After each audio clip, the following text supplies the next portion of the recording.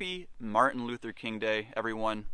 Let's honor Dr. King's legacy by working together to dismantle systems of oppression.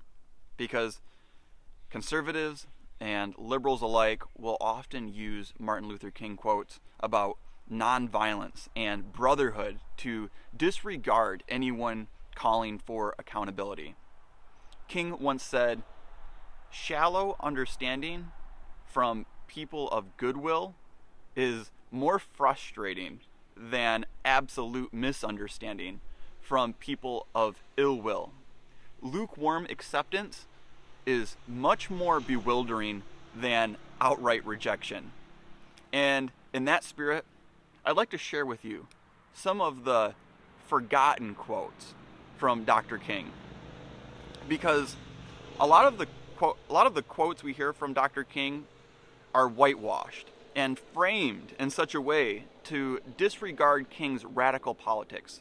And we often forget that when King was shot down, he was calling for radical socialist change of America's economic system.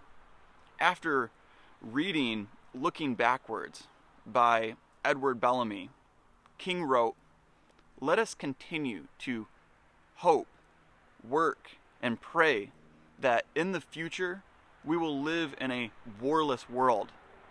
We'll have a better distribution of wealth and a brotherhood that transcends race. This is the gospel that I will preach to the world." People are going to quote Dr. King today that don't fight for the things he fought for. Not only did King preach about love, but also about the peril of militarism, the effects of capitalism, and the ongoing sin of racism. When King was 23, he wrote, "I am much more socialistic in my economic theory than capitalistic. And today, capitalism has outlived its usefulness. It has brought about a system that takes necessities from the masses and gives luxuries to the classes."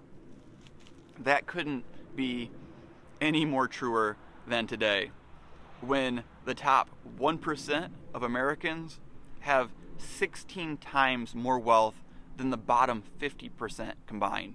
1% of Americans control 42 trillion, and the bottom 50% of Americans only control 3 trillion collectively. That's only 1.6 million people in the United States that have $42 trillion, while the other 164 million people share $3 trillion.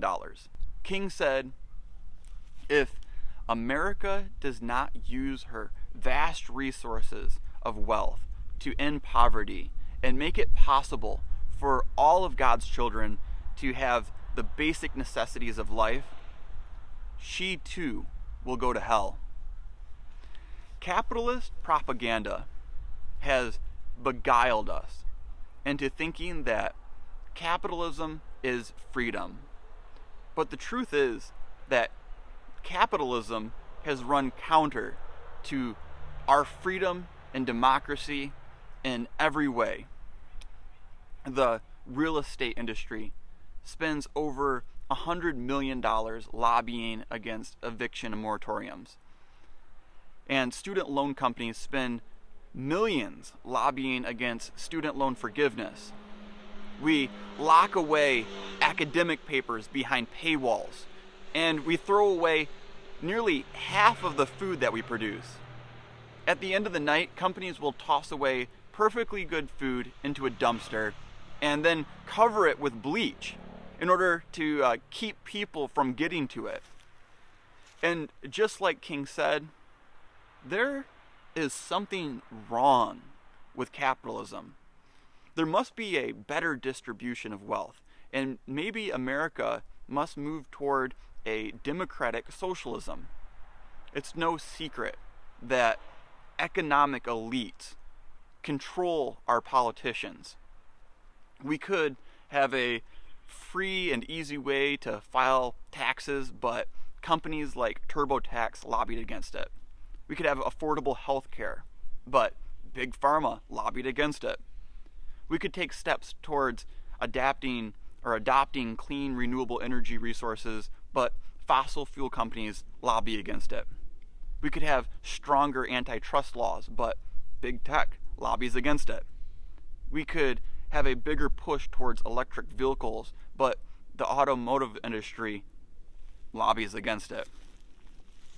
King saw capitalism as a tool to systematically oppress and exploit others.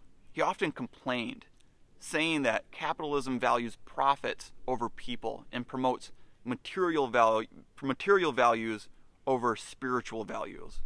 And over this pandemic, the world's richest people had their wealth doubled.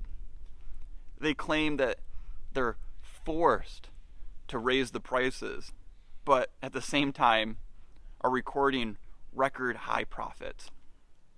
We have all of the resources in this country to provide people with affordable housing, universal health care, tuition-free colleges, access to clean water and healthy food, reliable public transportation, strong workforce unions, mental health services, and clean renewable energy. This isn't some far-fetched idea. The majority of the developed world already has these benefits. But, like King said, freedom is never voluntarily given by the oppressor. It must be demanded by the oppressed. Happy Martin Luther King Day, everyone.